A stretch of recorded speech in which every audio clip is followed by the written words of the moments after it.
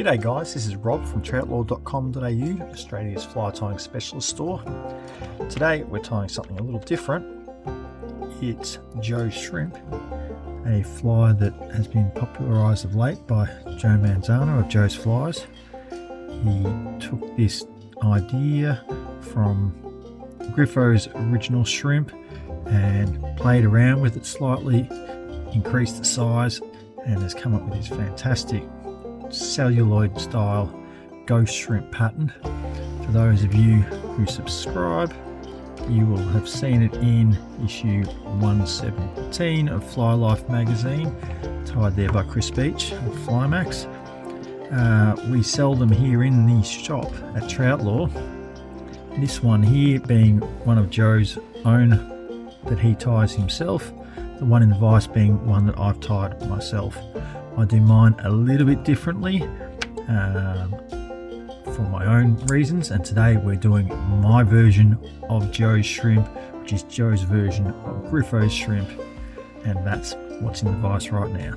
So let's get started. We are coming in with an Ahrex SA 250 shrimp hook. This one in the size 2 for this pattern. And then we're going to start with some white thread, whereas Joe uses clear mono in his. I prefer to use the white thread and give it a nice white underbody on the hook shank, so you don't see that black nickel of the hook shank coming through. Instead you get a white glow from the inside. So we just trim off that tag end, and then we are going to run our thread up. In this instance I'm using Veevus 6.0. You could use Uni in the 3.0, whichever you prefer. I like the finer thread from Veevus, although it doesn't quite have the strength that is required for tying in the body tubing on this fly. So there's a good chance we're going to bust the thread in this video, and if that's the case we'll just tie it back in and carry on where we finished, and try not to say too many foul words, but don't say I didn't warn you. So we're just going to build that thread up and down the body, making sure that we've got a nice coating of white thread over that entire hook, as that's going to show through when we tie in the other materials. Not looking to build up a lot of bulk, just get that colour onto the hook shank. Then we'll finish that down just behind the point of the hook. The next material we're coming in with is some crystal flash. We're using a pearl pink in this instance. What I've done is I've taken about a dozen strands. Seems like a lot, but it's going to make sense. And then with those we'll just capture them at the rear of the hook there. A couple of loose wraps. Pull them up to make sure they're sitting on top, and then every couple of wraps coming forward we'll just keep working that through to make sure that that's sitting on top of the hook. And we want to come into about the halfway mark between the hook point and the hook eye. If we've gone a little too far there, we'll just bring that back a couple of mils and then capture that off, and then we can wrap more firmly down back to the tail.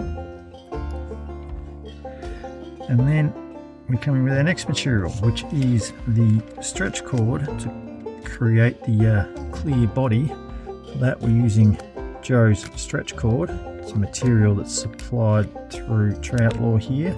We have it in two sizes available. There's a 1.5 and a 2mm. Today we're using the 1.5 on this one, just to get a slightly slimmer profile. So we want to tie this in with that tag just ending where the tie-in point for that crystal flash was. So we'll bring our thread forward.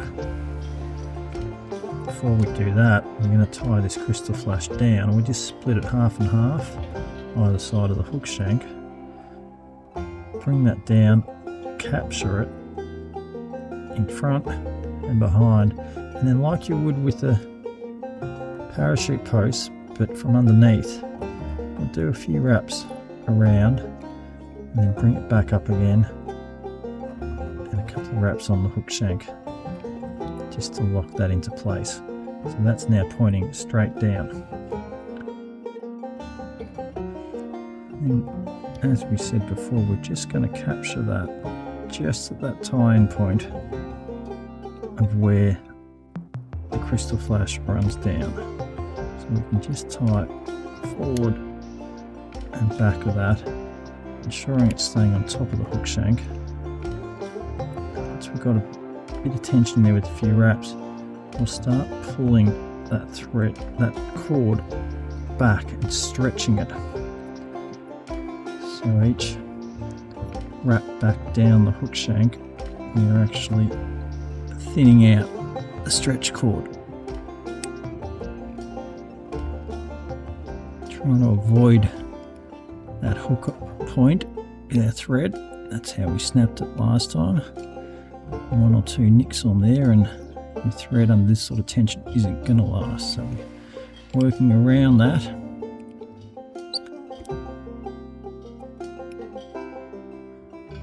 Just coming down to the point where the thread ends and the crystal flash sticks out the back, and then we'll bring our thread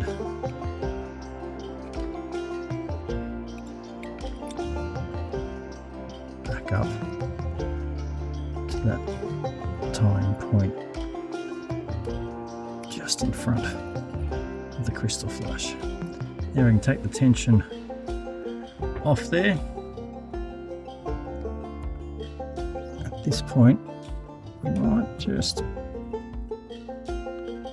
make it a little easier for ourselves with that crystal flash. I'm going to take some Loon UV. I want to keep the length on it for now. I don't want to trim it just yet. But we're going to bring it all together. So we'll take the Loon UV, put a little dab about 2 inches down. Give it a twist and then set that with the torch. That'll keep all of that together and out of the way for the rest of the process. It's something I should have done a little earlier on. So now before we wrap that material up, we need to add in our next material, which is Joe's flat cord. That's going to form the carapace at the top here. So we'll take a strip of that and tie it in just in front of where we tied off the stretch cord before, right at that drop off point. And again, making sure that it's sitting on top of the hook. And catch it in there nicely. Just finish that little taper as it drops off the edge there. And before we wrap again, one final material for that. We're putting in some FTD Arctic snow dubbing just for that hot spot. You'll see on Joe's original one, he uses a Loon, well that's mine.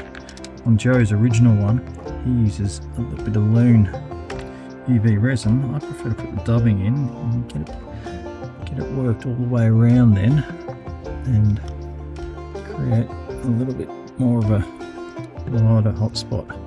So just a little bit, not too much. A little bit of this stuff goes a very long way.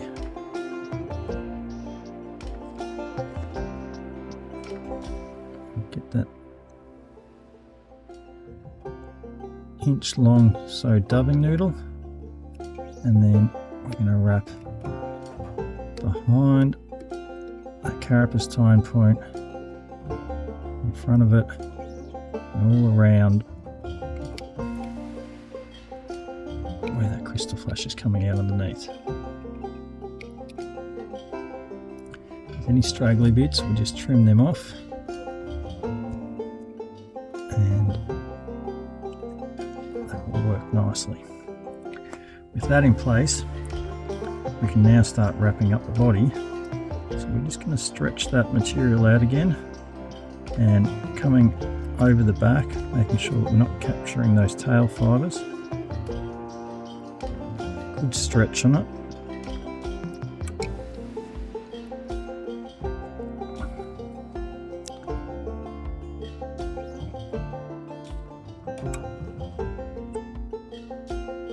You don't want to take tension off that tubing, otherwise it will all come undone with the stretch. What we're trying to achieve here is a slightly slimmer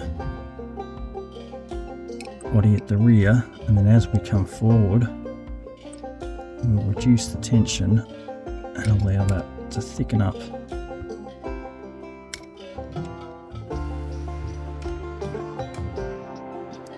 you can see, it gives us a little bit of a taper to the body then. Just forcing each wrap back on itself to make sure that they're aligned and touching. We get one more wrap in behind that carapace, and then coming in front of crystal flash legs and in front of the carapace wrapping point, and we'll do 3 or 4 wraps forward of that. In this instance we'll do one more, just force it back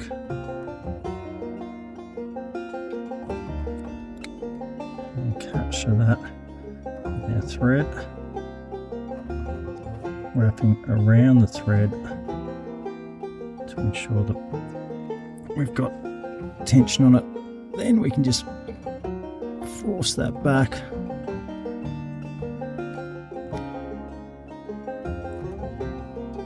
and a few extra wraps over that thread. At this point, I just pop a half hitch in here, square that off. Before I cut that tubing out, I'm just going to come back in with a UV resin again and put a little bit on top so that sinks in and works its way in between tubing there. As you can see, when I light that up with the torch, that dubbing is extra hot. You can actually see that there's runaway fibres everywhere that we couldn't tell were there until the torch goes on it. So with that set, we can then trim out that tubing nice and close and put a few extra wraps in just to smooth all of that out. Then we fold the carapace forward and capture that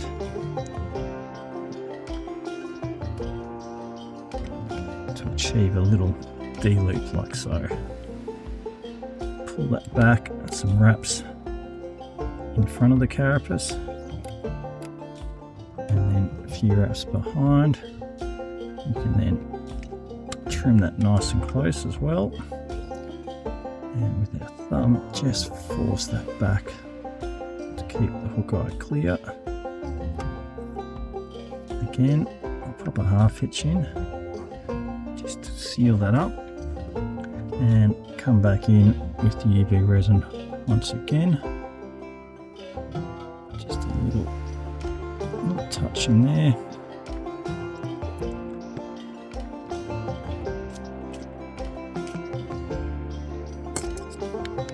Give that a quick zap. We don't need to work too hard on it. Then we need to pop some eyes in using a small bead chain here from hairline. So you're going to sit just on top of that carapace, just behind the eye, capture it like so, and couple of wraps from either side of it, so it's not going anywhere, and then we can align the position of those eyes so they sit nice and straight, and a few figure 8 wraps just to hold them in position,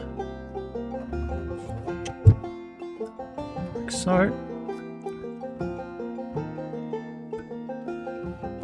Capture that out with a half hitch again, so everything's locked away.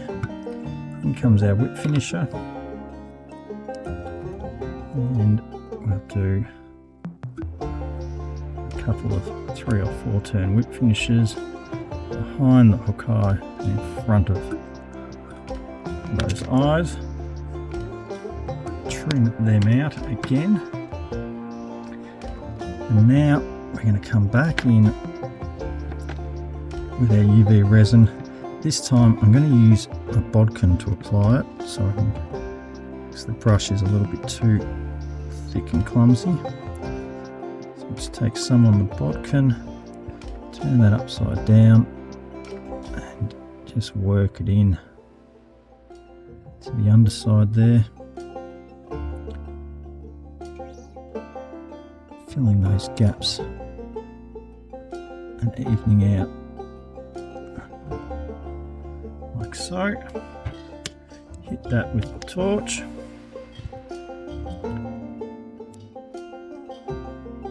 While we've got the torch on, we'll just trim out those straggly fibres that we don't need there.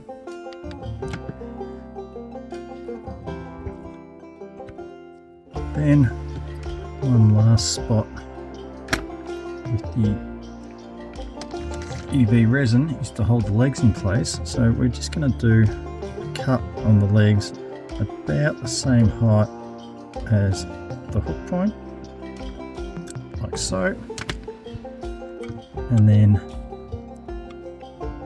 flare them out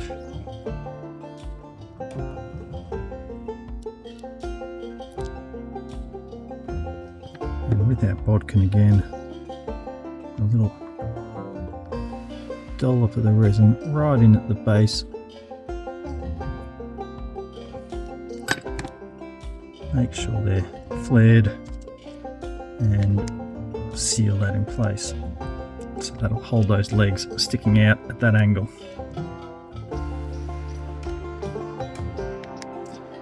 Then trim the tail off to about equal with the hook bend, like so. That'll flare out as well. And there you have it. That is my version of Joe Shrimp, tied with the white thread underbelly to fill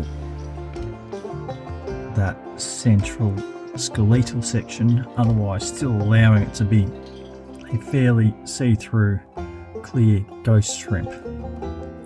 Tied in a size 2 SA250. You can tie these slightly larger. I've caught salmon on them on a size 1, even a 1/0, believe it or not, tied with the 2mm stretch cord. You can tie them right down to a 4 or a 6, and they catch fish in a range of species. Anything that's going to eat a shrimp is going to eat one of these. They're a fantastic little fly. They've proven to be super popular of late. Everyone's talking about them, everyone's tying them, even I'm tying them now.